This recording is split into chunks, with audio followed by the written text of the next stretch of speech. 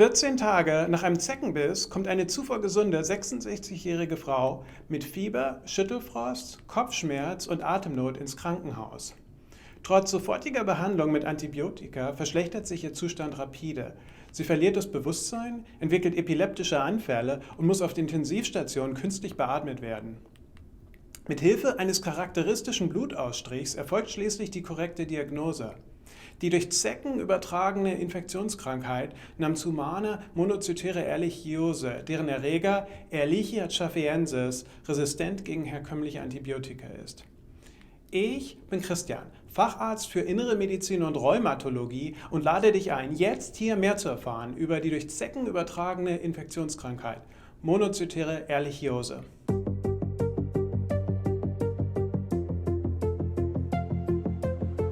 In diesem Video erfahrt ihr über die Verbreitung und Übertragung von Ehrlichiose, anhand eines Fallbeispiels, was die Anzeichen dieser Erkrankung sind, wie diese diagnostiziert wird und wie die Behandlung erfolgt und eine mögliche Erklärung, wieso es bei manchen Menschen zu solch lebensbedrohlichen Verläufen dieser durch Zecken übertragenen Infektionskrankheit kommen kann.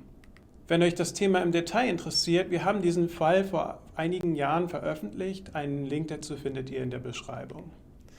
Was also ist Ehrlichia schaffensis? Es handelt sich um einen bakteriellen Erreger, der durch Zecken auf den Menschen übertragen wird, vor allem durch die sogenannte Lone Star Zecke, die hier im Nordosten der USA endemisch ist und jetzt ein charakteristisches Merkmal auf dem Rücken.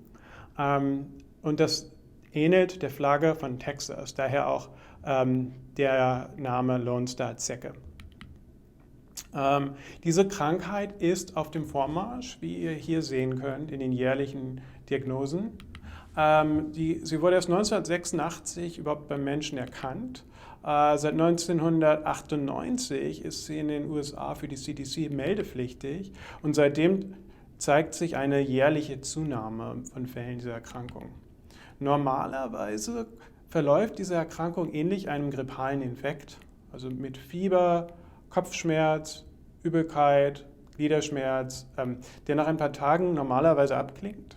Jedoch kommt es bei manchen Patienten zu sehr starken Entzündungsreaktionen, die in einigen Fällen auch tödlich enden. Also zunächst war von etwa 5% Sterblichkeit dieser Infektion der Rede.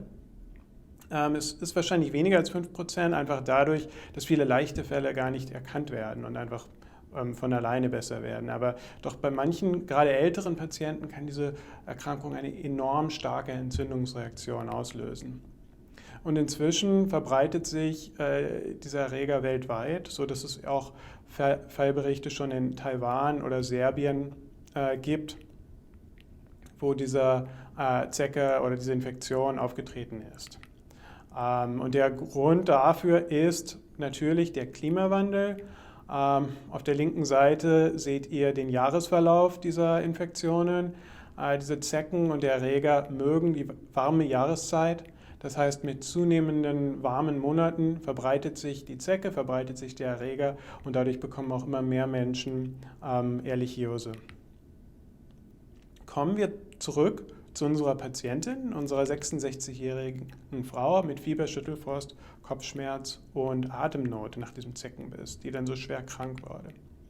Auch sie lebt in einer bewaldeten Gegend der USA und hatte einen Zeckenbiss vor 2 Wochen in der rechten Leiste. Und sie lebt in einem Gebiet, wo diese Krankheit und damit auch, also wo die Zecke und damit auch die Ehrlichiose auch endemisch ist.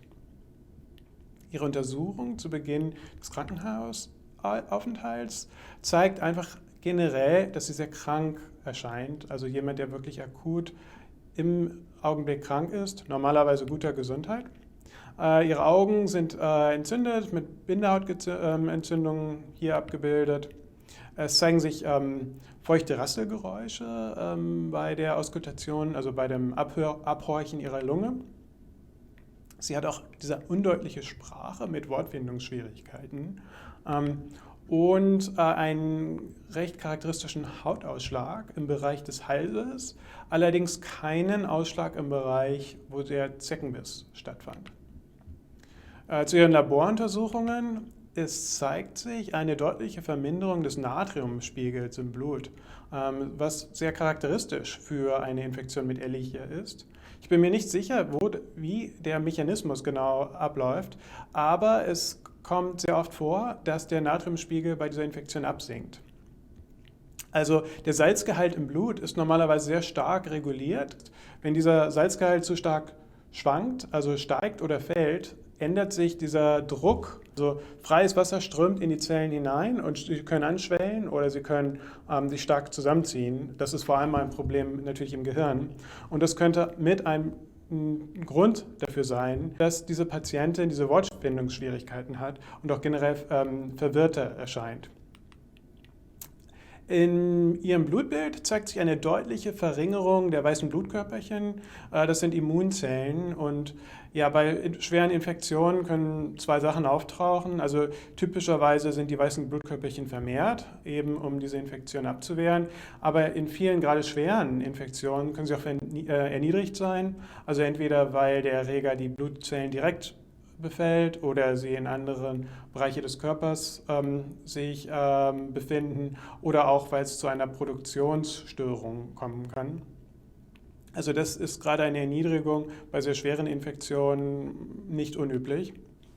Es zeigt sich auch eine deutliche Erniedrigung der Blutplättchen. Das sind Bestandteile des Bluts, die auch für die Blutgerinnung sehr wichtig sind.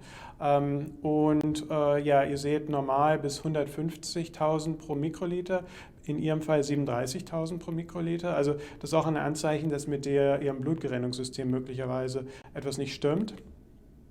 Und es zeigt sich auch in anderen Blutgerinnungstests. Also so Gerinnungszeiten sind deutlich erhöht. Das heißt, dass ihre Blutgerinnung einfach nicht korrekt abläuft, was häufig auch eine Auswirkung von starken Entzündungen sein kann, also sogenannte Koagulopathie. Und ein weiterer Test, der hilft, das einzugrenzen, ist der Fibrinogentest. Also Fibrinogen wird verbraucht, wenn Blutgerinnung stattfindet, und ihr Fibrinogen ist erniedrigt. Das heißt, dass diese starke Entzündung ihr Gerinnungssystem aktiviert, obwohl eigentlich gar keine Blutung vorliegt. Aber das ist häufig eine Auswirkung von starken Infektionen. Auch ihre Leberenzyme sind allesamt deutlich erhöht. Also normalerweise sind die Leberenzyme eben in den Leberzellen. Hier kommt es zum Absterben von Leberzellen, sodass man das dann sieht, dass eine Erhöhung der Leberenzyme vorliegt. Also auch die Leber stark beeinträchtigt. Ein akuter Leberschaden und wie vermutet eine extrem hohe Entzündungsreaktion, C-reaktives Protein, also ein Test für Entzündung, massiv erhöht. Auch Ferritin kann in diesem Zusammenhang als ein Entzündungswert gesehen werden. Es ist massiv erhöht, extrem hoch, also eine massive Entzündungsreaktion. Besprechen wir kurz die Bildgebung dieser Patientin. Hier seht ihr ein normales Röntgenbild, ein sogenanntes Thoraxröntgen. Und ihr seht in schwarz die Luft hier in der Lunge. Weiß hier, das abgebildet ist das Zwerchfell. Hier ist das Herz, hier sind die einzelnen Rippen. Und was es einfach zu beachten gibt, ist, alles ist sehr schön scharf begrenzt. Also hier ist diese Zwerchfellkuppel. Hier auf der Seite ist es ein wenig höher als auf der anderen Seite, weil sich hier die Leber befindet, die das nach oben drückt. Also das ist normal. Und auch ansonsten, also eine gute, überall schön Luft in der Lunge, ein normales Lungengewebe, das ist ein normales Röntgenbild.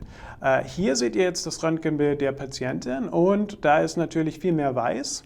Das Weiß hier unten entspricht da, wo wir Rasselgeräusche gehört haben, also da ist einfach Flüssigkeit in der Lunge, also Lungenödem, Lungenerguss. Das heißt, anstatt dieser schönen Kuppel des Zwerchfells seht ihr da halt mehr so eine parallele Linie, das heißt, da befindet sich Flüssigkeit. Und also auch seht ihr hier diese ganzen weißlichen Linien.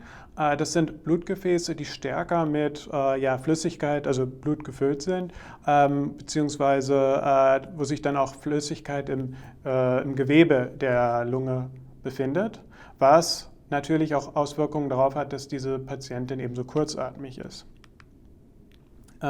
Also zusammengefasst eine lebensbedrohliche Infektion, die viele Organsysteme betrifft, also das Nervensystem, Herz-Kreislauf-System, die Leber, das Immunsystem, das Blut und auch die Haut sind davon betroffen. Das heißt, die behandelnden Ärzte hier kamen zu der Verdachtsdiagnose, dass möglicherweise eine Lungenentzündung, eine Pneumonie vorliegen könnte, die sich dann eben ausbreitet oder ein sehr schwerer Verlauf und dann eben sekundär diese anderen Systeme betrifft. Und folglich wird diese Patientin dann sehr verständlich mit Antibiotika behandelt. Und ja, ich werde das hier etwas kürzer machen. Also es gibt verschiedene Erreger, Gruppen von Erregern, die man dann eben behandeln muss. Aber grundsätzlich wird diese Patientin mit 3 verschiedenen Antibiotika behandelt, die normalerweise alle möglichen häufigen Erreger von Lungenentzündung abdenken. Also Ceftriaxon, Azithromycin und Vancomycin.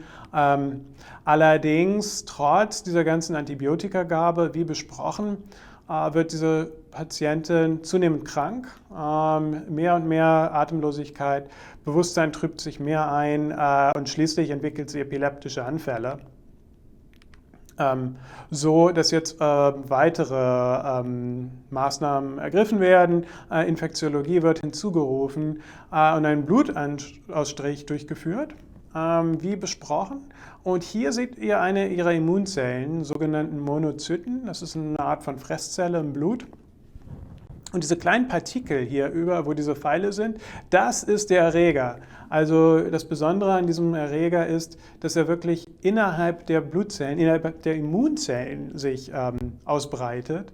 Und das ist sehr charakteristisch. Also so ähnlich, so wie Malaria die roten Blutkörperchen befällt dieser Erreger eben diese Monozyten.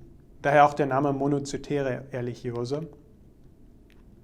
Und das ist ganz charakteristisch für Ehrlichia schafiensis.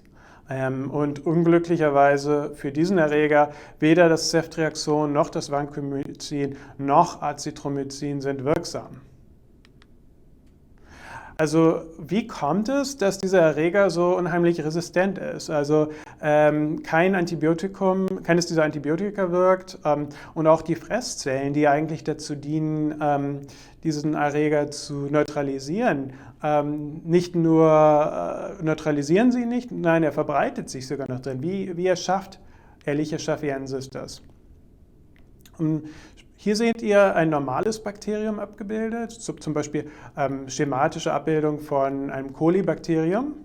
Das ist halt die Struktur dessen. Und das Ceftriaxon setzt, also eines der Antibiotika, das wirksam wäre, hemmt hier diese Zellwandsynthese. Normale gramnegative Bakterien haben auch dieses LPS, das sogenannte Lipopolysaccharid, in ihrer Zellwand. Und das ist ein so häufiges Motiv in Bakterien, dass das menschliche Immunsystem bestimmte Rezeptoren hat, die nur dazu dienen, dieses LPS zu entdecken. Es läuft über sogenannte Toll-like-Rezeptoren, Toll-like 4. Also es ist ein Rezeptor, der ist ganz spezifisch für bestimmte Bestandteile in Bakterien, eben das LPS. Beispielsweise diese dendritischen Zellen, die, wie ihr wisst, mir sehr am Herzen liegen, sind dann in der Lage, das zu erkennen und dann andere Teile des Immunsystems zu aktivieren oder direkt mittels Fresszellen durch Erkennung von LPS. Das sind normale gramnegative Bakterien. Ehrlichia schafiensis macht es aber anders. Ehrlichia schafiensis synthetisiert kein LPS. Es ist überhaupt gar nicht in der Lage, das zu machen. Also was Ehrlichia macht, ist befällt Wirtszellen und stiehlt dann deren Zellmembranbestandteile. Also es lässt quasi seine Wirtszellen die Zellmembran synthetisieren, so dass dann kein LPS überhaupt vorhanden ist und somit natürlich auch nicht erkannt werden kann und auch Zellwandsynthesehämmer keine Wirkung besitzen. Also interessanterweise, obwohl es ein Bakterium ist, verhält es sich hier eher wie so eine Art Virus. Also dass es sich wirklich die Wirtszelle für sich arbeiten lässt und dann einfach die Maschinerie quasi umfunktioniert. Wenn ihr derartige Informationen interessant findet, Abonniert jetzt den Kanal und ihr erhaltet weitere Videos von mir. Wieso entwickelt gerade diese Patientin so ein massives Multiorganversagen? Fieber, Schüttelfrost, Atemnot, Beatmungspflichtigkeit, Intensivstation.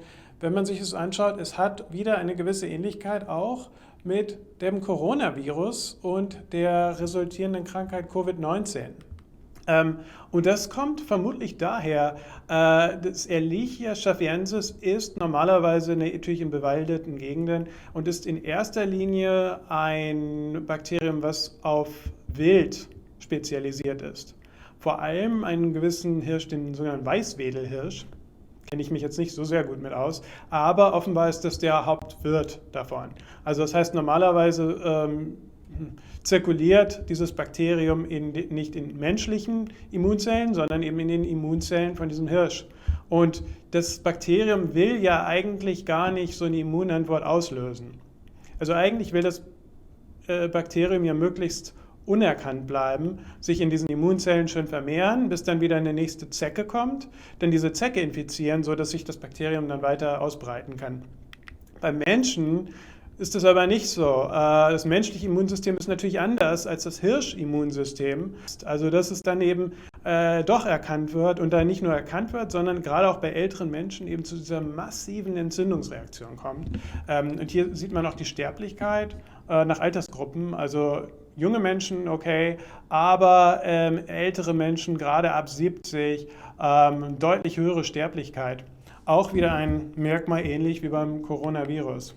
Also eine mögliche Erklärung hier ist auch wieder, dass es gar nicht so sehr die Infektion an sich ist, die dann diese katastrophalen Auswirkungen hat, sondern dass es mehr eine Fehlgesteuerung des Immunsystems ist, dass es zu einer starken Entzündung kommt, eine Entzündung, die dann einfach überschießt. Die Theorie dazu geht etwa folgendermaßen, und zwar geht man davon aus, dass es verschiedene Arten von Monozyten gibt, M1-Monozyten und M2-Monozyten, wobei die M1-Monozyten sehr stark entzündlich wirken, M2-Monozyten eher antientzündlich wirken. Und dass dadurch, dass dieses Bakterium sich in den Monozyten ausbreitet, es mehr verstärkt zu diesem M1-Typ kommen kann. Sodass dann anstelle, dass die Monozyten das Bakterium in den Zellen bekämpfen, sie dann alles mögliche andere bekämpfen, aber eben nicht das Bakterium. Das ist quasi die Theorie bei Ehrlichia. Bei Ehrlichia ist es auch klarer, weil offensichtlich ist, dass diese Zellen befallen sind. Und manche Leute gehen auch davon aus, dass das auch beim Coronavirus und Covid-19 ein wichtiger Effekt ist, wobei das dort natürlich viel komplexer ist. Hier kann man aber klar sehen, dass die Monozyten jedenfalls befallen sind und dieses ganze Paradigma mit M1, M2 schon eine gewisse Begründung hat. Es ist natürlich sehr stark vereinfacht und in Wirklichkeit sehr viel komplexer. Dennoch, Ehrlichia schafiensis gilt es zu besiegen und glücklicherweise gibt es sehr wohl Antibiotika, die dagegen helfen. Eines davon ist Doxycyclin. Das Doxycyclin hemmt die sogenannten bakteriellen Ribosomen, worauf auch Ehrlichia angewiesen ist. Und damit kann der befallene Monozyt in der Patientin von dem Ehrlichia-Erreger befreit werden, so dass es dann mehr wieder zu einer Balance kommen kann, in den meisten Fällen. So war es auch bei dieser Patientin hier. In schwereren Fällen kann es dann sein, dass diese Entzündung so stark ist, dass die sich quasi selbst unterhält, wie ein Waldbrand. In diesen Fällen kann es dann notwendig sein, dass man noch mit zusätzlichen Medikamenten diese Immunantwort unterdrückt. Beispielsweise Steroide, Glukokortikoide wie auch Dexamethason, was man ja auch beim Coronavirus einsetzen kann. Oder andere Medikamente, die zum Beispiel sogenannte Interleukine antagonisieren. Zusammengefasst, diese 66-jährige Frau mit Fieber, Schüttelfrost, Kopfschmerz und Atemnot nach dem Zeckenbiss wurde behandelt nun mit intravenösem Doxycyclin für eine Diagnose Ehrlichiose.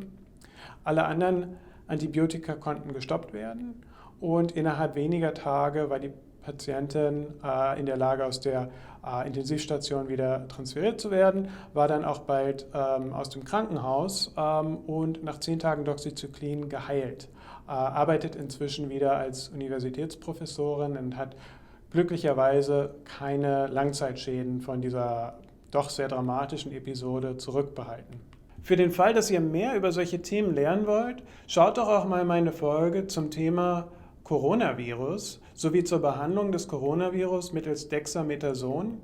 Da könnt ihr mehr zu diesem Thema erfahren. Für den Fall, dass euch die Folge gefallen hat, vergesst nicht auf Like zu klicken. Je mehr Likes, desto schneller kommt die nächste Folge. Danke für euer Interesse, macht's gut, bis zum nächsten Mal, euer Medizinmensch.